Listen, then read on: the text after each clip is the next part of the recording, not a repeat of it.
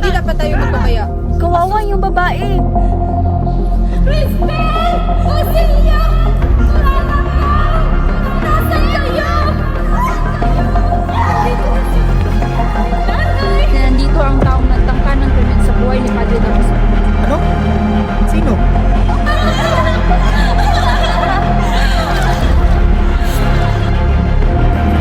Masulat ko kayo, Padre.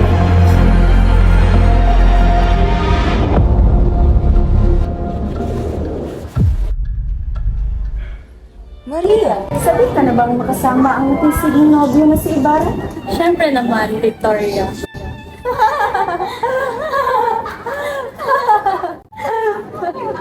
Ay! Maria, itigil yun na ang iyong tawanan at tayo aalis na.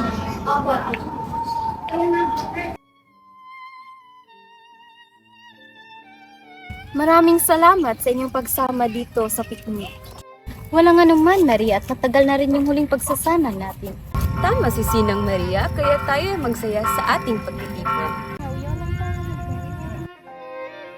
Mga iha, doon muna kayo sa tabing ilog habang hinahanda ko ang mga dala nating pagkain. Opo, Tia Isabel.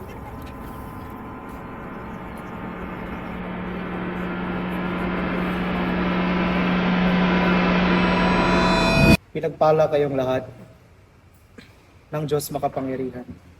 Sa ngalan ng Ama, ng Anak, ng Espiritu. Amen.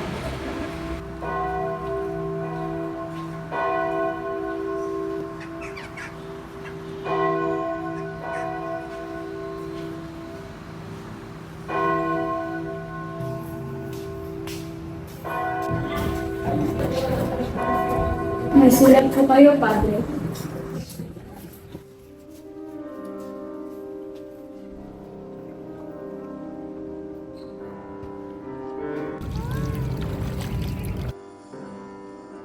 Dai, meron ka na bang lalaking hinihibig? Oo, subalit hindi ko alam kung ano ako hinihibig. Gusto na yan mga iha, masyado na kayong maingay. Hindi ganyan ang mga dalagang Pilipina. Opo, pasensya, Tia Isabel.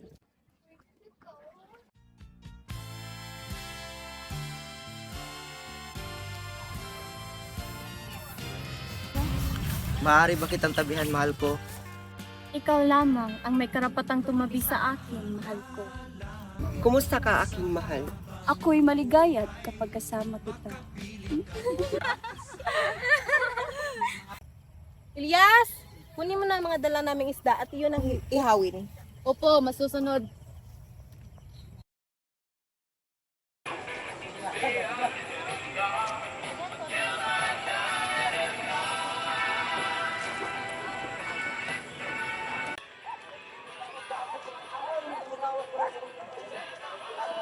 Panalangin ko sa habang buhay, makapiling ka, makasama ka, yan ang panalangin ko.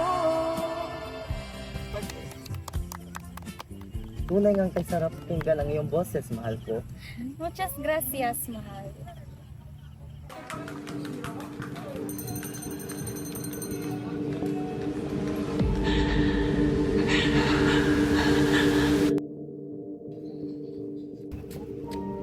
Cristel! Basilio! Anak ko! Nasaan kayo? Nandito na si... Nanay! Nanay!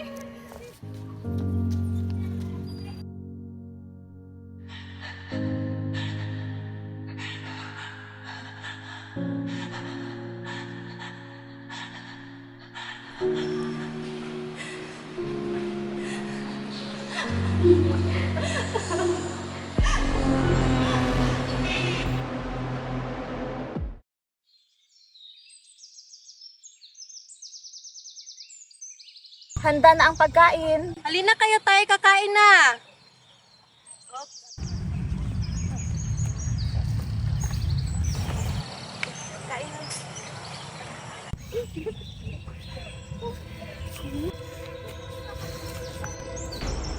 Kawawa yung babae. Bigyan natin ng pagkain.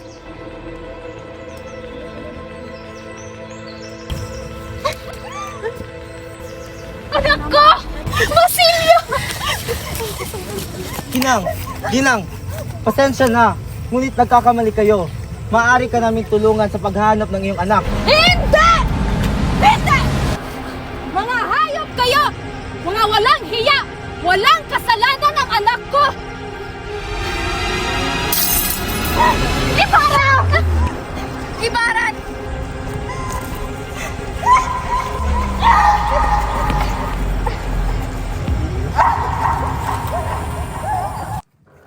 Diyos ko!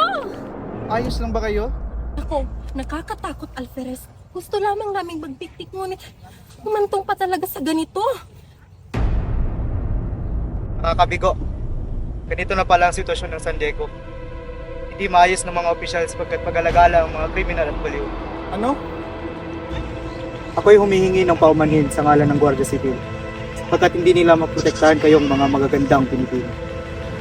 Napakabigat ng iyong dinadalang pangalan, Padre. Hindi ka pa rin nagbabago. At matanong ko lang, ba't ka nandito, Padre Salve? Pagkakaalam ko'y may pagpupulong ang dapat puntahan. Kanina pa lamang. Magaling, Alvarez.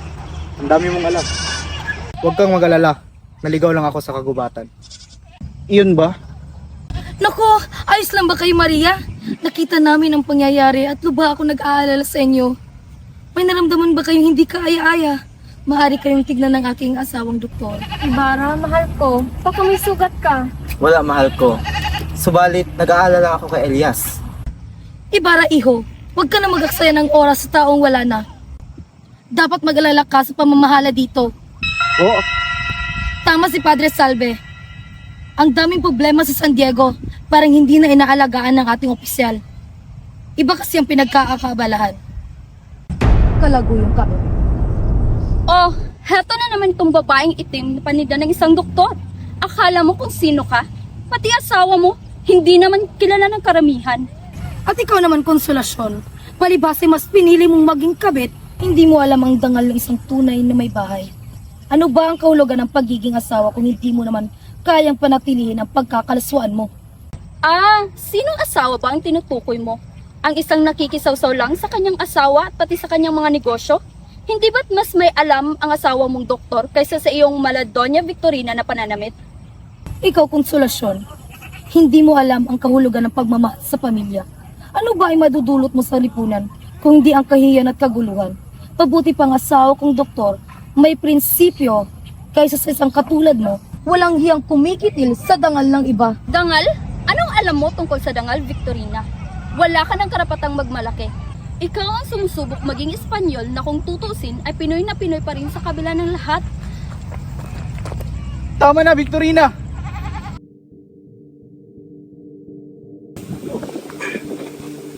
Para bang pamilyar ang mukha ni Elias? Hindi ko maalala. Ako, baka di mo ginagawa ng maayos ang iyong trabaho, Ginoong Alvarez. Huwag kang mag-alala, Padre Salve. Ginagawa ko ang aking responsibilidad.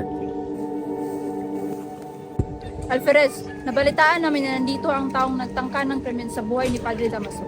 Ano? Sino? Isang binatang may matikas na anyo, matipunong pangangatawan, maitim, mahaba ang buhok at siksik sa laman. Ito ay si Elias. Sabi ko na nga ba? Gayon ba? Hanapin niyo siya at dakpin. Masusunod, Alferez.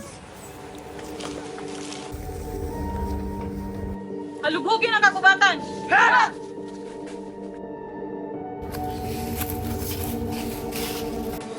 Sargento, wala pong tao rito. Pagpatuloy pa rin tayo sa paghahanap. Hindi dapat tayo magpabaya. Masusunod.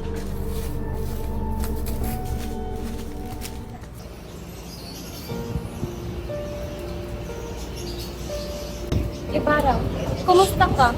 Kumusta yung pakiramdam pagkatapos ng lahat ng nangyari kanina? Salamat sa pagtatanong, Maria Clara. Medyo nabigla lang ako sa pangyayari kanina. Ngunit kayo, tila ba'y gumaan ang aking pakiramdam. Sana hindi masyadong nag-alala ang puso mo sa lahat ng iyon. Ako'y lubos na nag-alala rin para sa iyo. Salamat sa pag-alala, Maria Clara. Ngunit sa kabila ng lahat ng ito, masaya pa rin akong narito kasama ka. Ikaw talaga, Ibarra. Kahit sa gitna ng mga pagsubok, patuloy ka pa rin nagpapatawa. Hindi ko gustong mawala ang mga ngiti sa iyong mga labi, Maria Clara. Mas gumagaan ang aking pakiramdam, basta't kasama kita.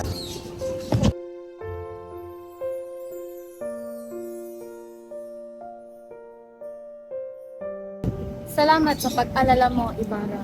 Salamat din sa patuloy ng pagtanggap sa akin kahit anuman ang mangyari.